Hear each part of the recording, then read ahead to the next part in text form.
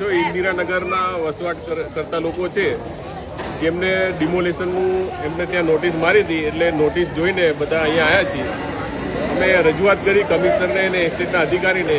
એમનું કહેવાનું એવું છે કે ભાઈ આ લોકો જે 70 વર્ષથી જે જગ્યા ઉપર રહે છે ને એ જગ્યા તળાવ છે અને સુપ્રીમ કોર્ટનો ઓર્ડર છે. તો 70 વર્ષથી આ લોકો રહે છે, તો હવે એમને દેખવામાં આવ્યું કે ભાઈ આ તળાવ છે.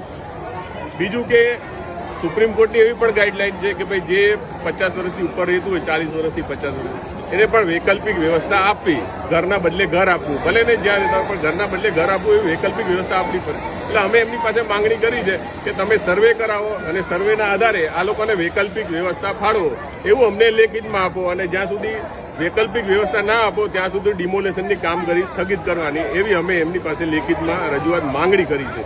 તમે જ્યારે માંગણી કરવા ગયા હતા ત્યારે ડેપ્યુટી કમિશનર દ્વારા તમને કંઈ કહેવામાં આવ્યું? ડેપ્યુટી કમિશનર અમને મળ્યા નથી. અમને એસ્ટેટના જે અધિકારી